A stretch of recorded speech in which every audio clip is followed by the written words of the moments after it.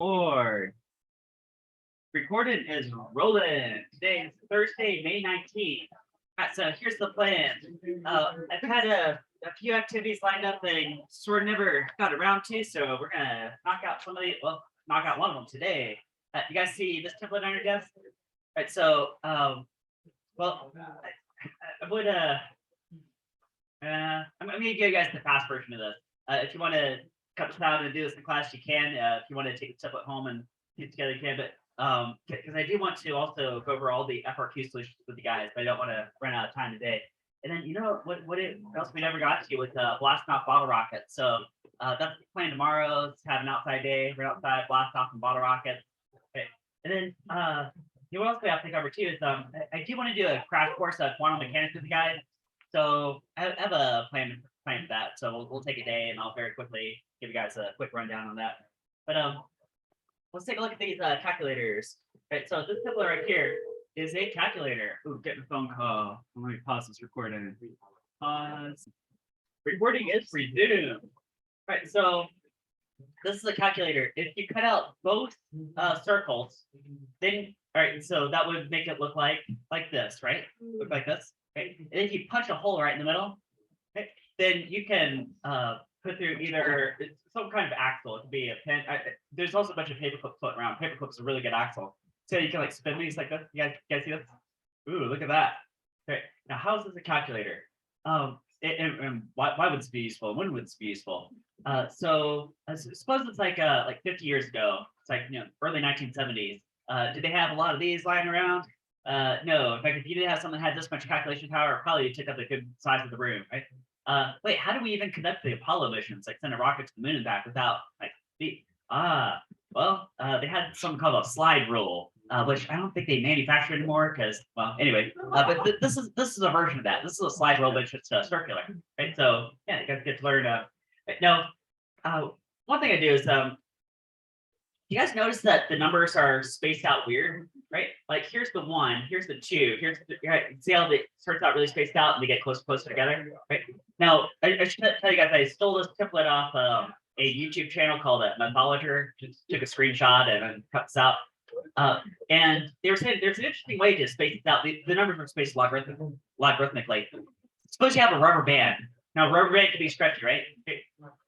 And you write the numbers 1 through 9.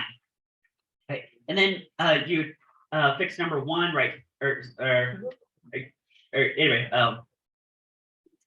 you fix right here to the number 1. Then you start rolling this thing, right? And then between the 1 and the 9, that's not spaced out very much, and the rubber band's not stretched very much. Between the 9 and 8, spread out a little bit more. And as you rotate the thing, suppose you have the rubber band fixed. See how the numbers will spread out more and more. So by the time you get down to 2 to 1, it picks up like more than a quarter of the circle. Okay, and now let's go to these 2 circles. If I line up the 1 with the 1, you guys see the 1 and the 1 are lined up. Also, the 2 and the 2 are lined up. The 3 and the 3 are lined up. Okay, so these circles are like the same. Just one's a little bit bigger than the other. Okay, you get that? Okay. Okay, so great. Where are we gonna do this? We got a log spaced circle so we can spin. Well, let's try this. Take that 1 right there. Now this is gonna be a really powerful like pointer, right? I'm gonna take this 1. It's like a pointer. Okay, let me take it and align it with the 2 on the outside, right? And what I'm gonna do is treat this as like a ratio. Could you guys imagine this could be a 2 to 1 ratio, right? Now, lock those in place with respect to each other and look at other places around the circle. 4 to 2. Hey, 4 to 2 ratio. 6 to 3. 8 to 4. That's the same ratio all the way around, isn't it? Right? How about this one? 1 to 5. Ooh, maybe it breaks down there, or maybe not, because this is now this is actually a floating decimal place calculator. So you have to let the decimal place float.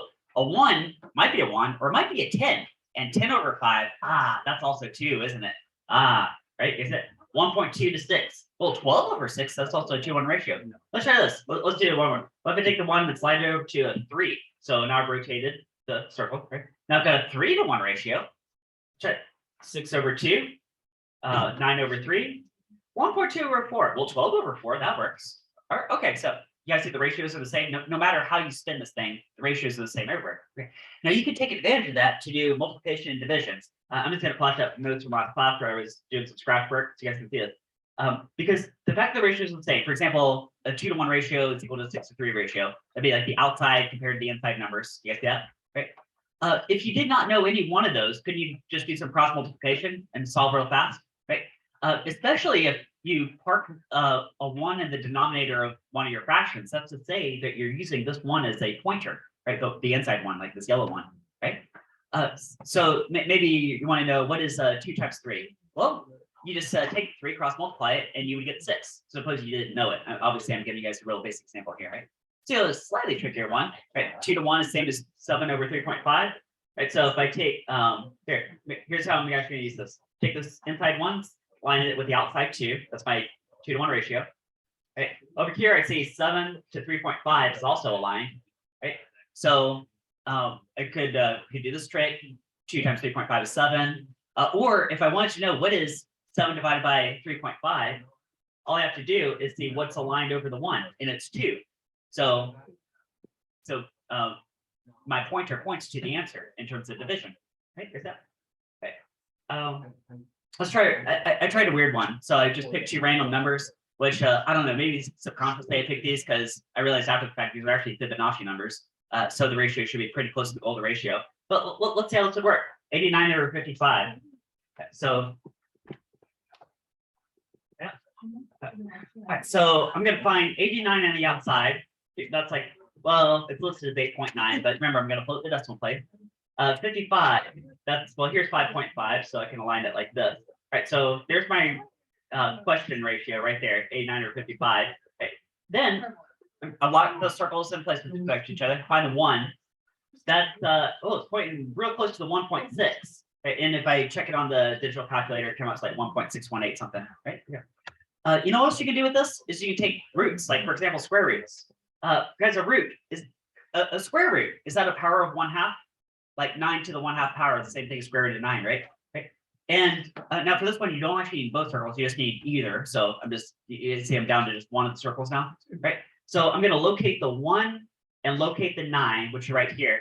I'm going to find halfway between them on this log space calculator. Halfway between is like a 1/2 power, which is exactly 3. Ooh, look at that. Let's try another one, square root of 4. So if I find the 1 and the 4, what's halfway between 1 and 4 logarithmically? It's 2. See how here's exactly halfway between? How about square root of 7? Square root of 7, that'd be a weird one, right? So find the 7, find the 1. What's halfway between those? It's somewhere between 2.5 and 3. It comes out to so I was guessing 2.67. Right on the calculator, it's more like 2.65. So all right, that looks really good. How about a cube root? Guys, is a cube root like a 1/3 power? Ooh, so let's try cube root of 8, because you would definitely know cube root of 8 is 2, right? 2 times 2 times 2 is 8. So 1 and 8. What's a third of the way between this 1 and this 8? Now I have to go almost all the way around the circle, right? So if I split this up into 3 parts, then where's my thumb right here? Oh, it's exactly on the 2, because it's a third of the way around. Right, and you can do that with other numbers too. So yeah. All right, so there you go. Here's how like a circle analog slide rule sort of. All right, you guys ready to do some FRQ solutions? Let's do FRQ solutions.